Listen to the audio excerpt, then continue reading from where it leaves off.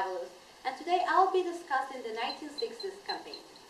I will discuss the different historical background that the country was going through, as well as some of the issues that marked the electoral campaign.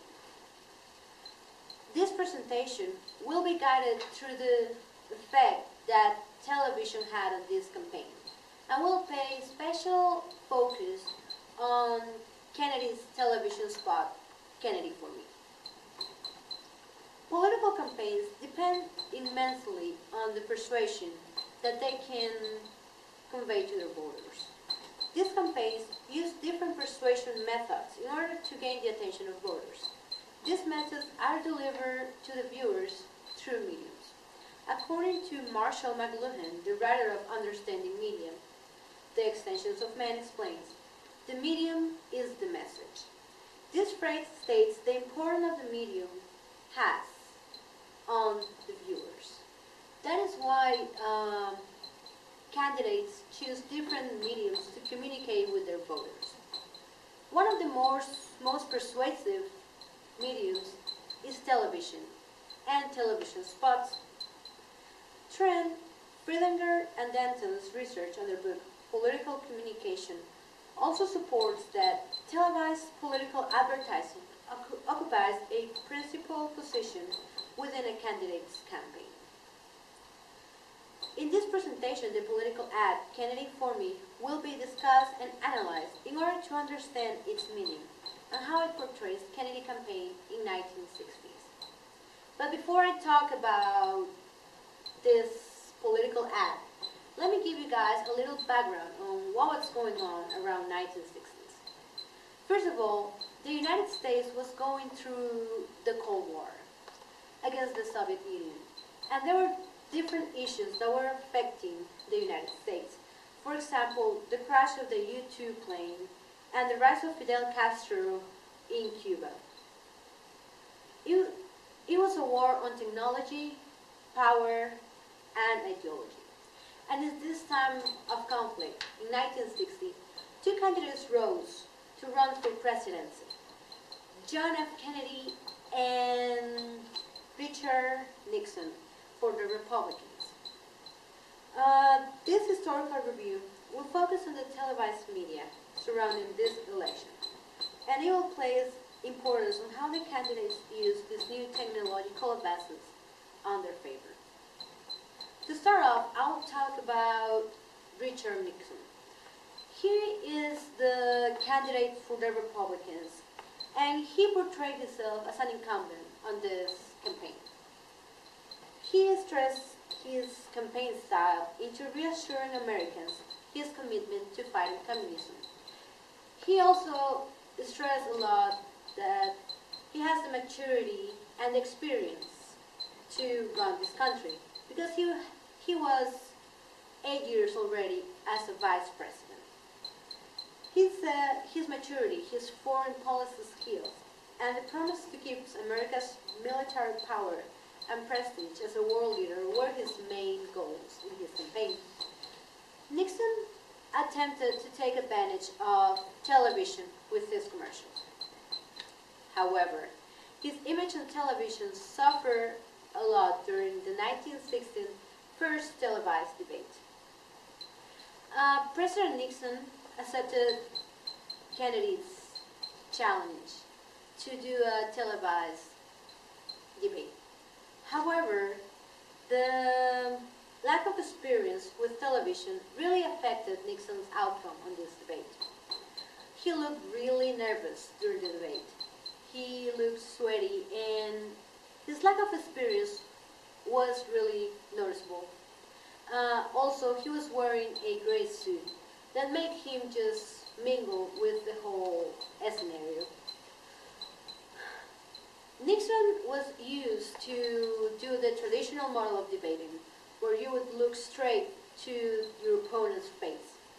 And this made his voters think that he was not looking at them when he was talking, when he was answering Kennedy's questions.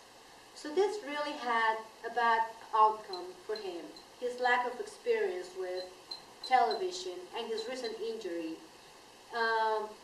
played really against him during this debate. John Fitzgerald Kennedy, on the other side, took full advantage of this televised debate, as well as other technologies arising in the television world. Despite Kennedy's young age, his charisma and his intellect made him the youngest presidential candidate to run for office. He presented a challenger's presidential campaign. Kennedy's campaign focused on civil rights. He also identified himself with the liberal reform tradition in the Democratic Party. He brought different technologies into his televised advertisements.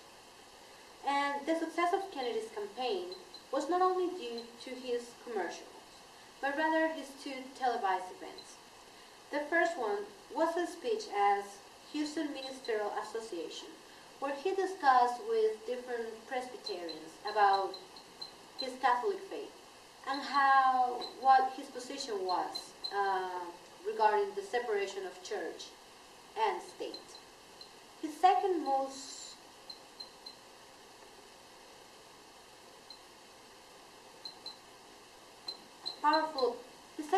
powerful appearance was the presidential debate in which he challenged Nixon to a televised debate.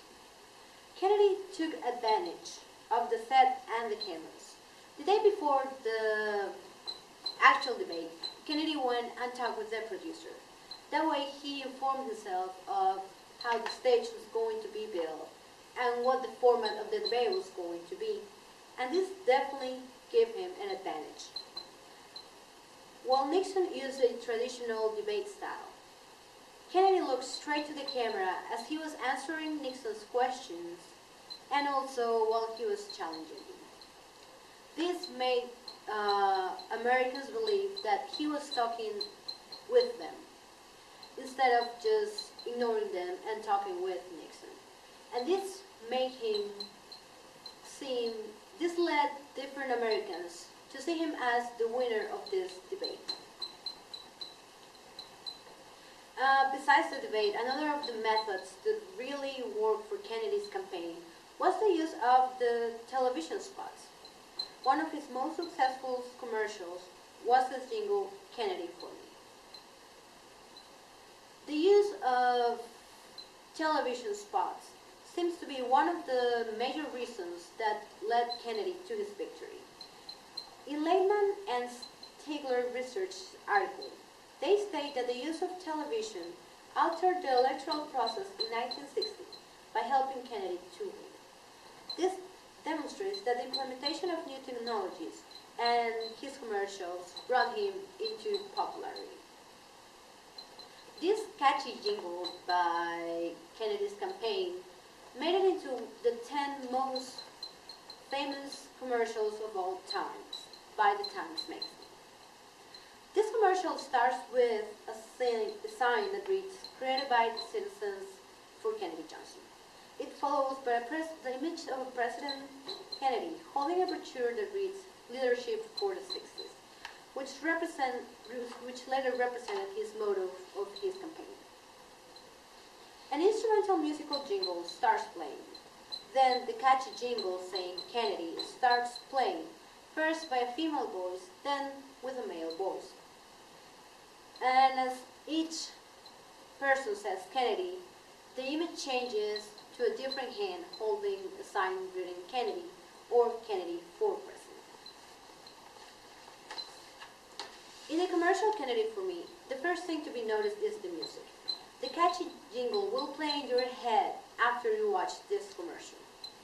This ad is also known to be one of the most positive ads ever made. In this ad, Kennedy is not confrontational at all. It doesn't try to attack Nixon in any way.